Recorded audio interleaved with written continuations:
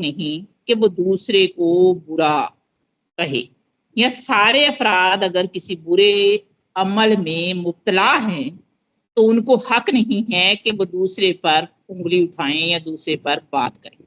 اگر اس افسانے کے کرداروں کی بات کریں تو کرداروں میں ہیں فاروق بھابی، جن کا نام فرخندہ بھابی بھی تھا۔ اچھا، وہ عورت بے انتہا خوبصورت تھی، اس کا قد لمبا نہیں تھا، جسے ہم کہتے ہیں نا کہ بوٹا سا قد، وہ قد تھا ان کا۔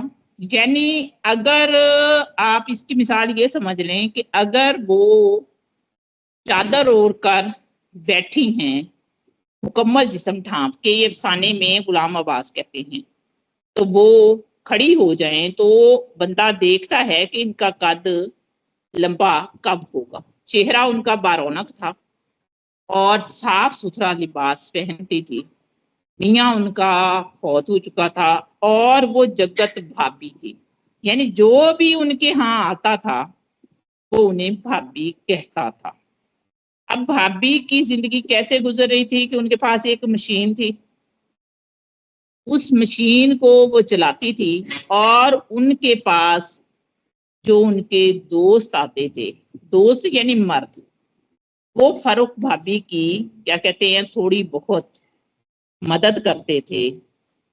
عمر ان کی اگر بات کریں، قد میں نے بتا دیا کہ چھوٹا سا قد تھا، عمر 28-29 برس یعنی 30 سے کم تھی۔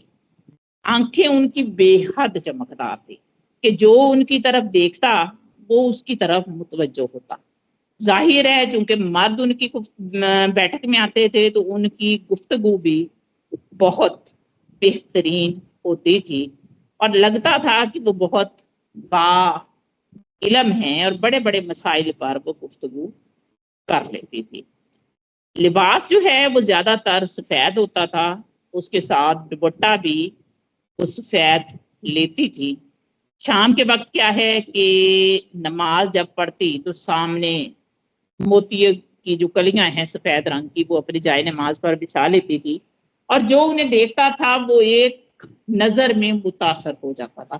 آپ خود تصور کریں ان کا حلیہ کہ درمیانے قد کی عورت ہے، بڑی بڑی جاذب نظر آنکھیں ہیں، سفید لباس ہے اور وہ نماز پڑھ رہی ہے، تو جو دیکھے گا ان کی نیکی اور پارسائی سے متاثر ہو جاتا ہے۔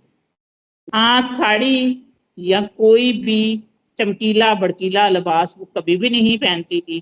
ہاں، کبھی کبھار دوستوں کی فرمائش پر جب پہنے تو ان کے بازو بھی پورے ہوتے تھے، اور ایک باوقار ساڑی جو وہ پہنتی تھی۔ مکان چھوٹا سا تھا، چھوٹا سا صحن تھا جس میں ہلکی ہلکی بدبو بھی آتی تھی۔ اس سے گزر کر ایک لمبی اور تنگ دیوڑی یا برآمدہ تھا، 12-13 سیڑھیاں تھی، پھر آگے صحن تھا اور چھت تھی۔ ایک کونے میں آپ سمجھ لیں کہ باتھ روم تھا، چند برتن تھے اور فاروق بھابی رہتی تھی۔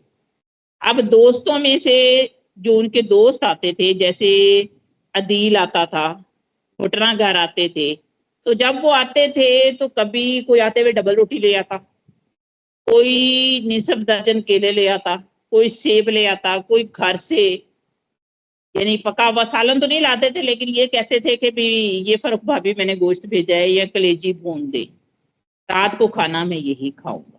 تو فاروق بھابی جو ہے سب کی فرمائشیں اپنی حیثیت اور استطاعت کے ساتھ پوری کرتی تھی، حتیٰ کہ کچھ لوگ آ کے ان کو یہ کہتے تھے کہ میری پتلون کا بٹن جو ہے وہ ٹوٹ گیا ہے، تو وہ لگانے فاروق بھابی لگا دیتے تھے۔ یا بعض لوگ جب رات کو دیر سے گھر جاتے تھے اور ان کی بیویاں ان کو گھر میں گھسنے نہیں دیتی تھی تو وہ ان کو اپنے پاس سونے دیتی تھی۔ گھر بے انتہا صاف ستھرا رکھتی تھی، سلائی کی مشین چلاتی تھی۔ آنے والے جو جیسے عدیل تھا، محسن عدیل جو ناول نگار تھا، بھٹنا گر تھا، دلیپ تھا، ڈاکٹر حمدانی تھا، سب کے چھوٹے موٹے کام کرتی رہی۔ یعنی اگر غور کریں تو احسان در احسان کہ کچھ کام وہ کرتے تھے، کچھ لین تھا کچھ دین تھا۔ اب جیسے ناول نگار عدیل تھا، وہ 15 دن کے بعد نہاتا تھا، 8 دن نہاتا نہیں تھا، 15ویں دن فرخندہ بھابی اسے کافی سنواتی تھی اور زبردستی اسے نہانے پہ مجبور کرتی تھی۔ کوئی کپڑا شپڑا پہننے کو دیتی تھی، اس کے کپڑے دھوتی، جہاں سے پھٹا ہوتا اسے سیتی، بٹن وغیرہ لگا کر اس کو دیتی. کہانی بہت اچھی چل رہی تھی، زندگی گزر رہی تھی. ہوا یہ کہ ایک لڑکا ملازم رکھوایا گیا وہاں، غفار نام کا. اب اس بچے نے کچھ دن فرخندہ بھابھی کو باہر کی چیزیں لا کے دی جو اس نے منگوانا تھا. اس کے بعد وہ فرخندہ بھابھی کی جو سلائی مشین تھی وہ چرا لیتا ہے. اب فرخ بھابھی کا روزگار ختم ہو گیا ہے، وہ لین دین والا سلسلہ بھی ختم ہو گیا. تو کچھ دن وہ سگڑ عورت ہی اپنی بچتوں سے کام چلاتی ہے اور سب سے مدد مانگتی ہے، لیکن کوئی بھی اس کی مدد نہیں کرتا.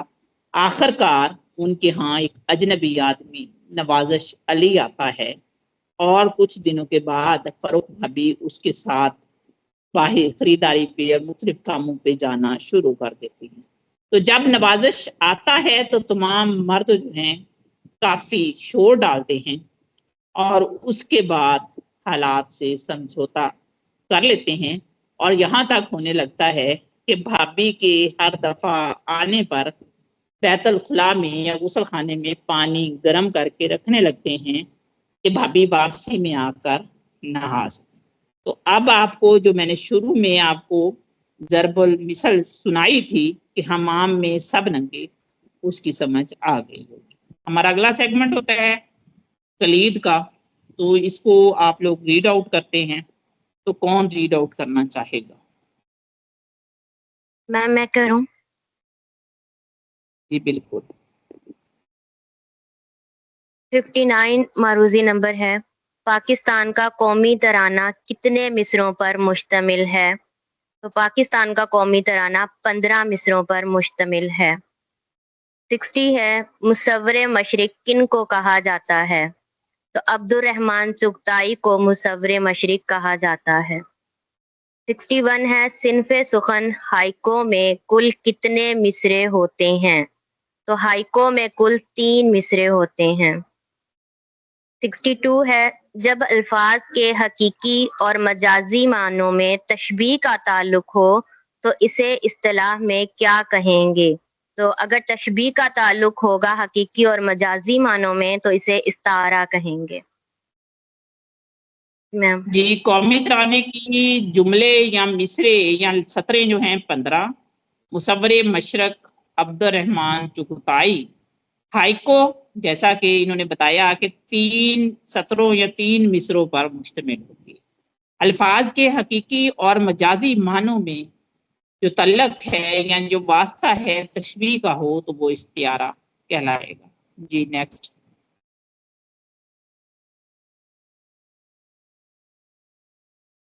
جی 63 ہے محمد دین فوق کو شاعر کشمیر اور مجدد کشامرہ کے القاب کس نے دیے تھے؟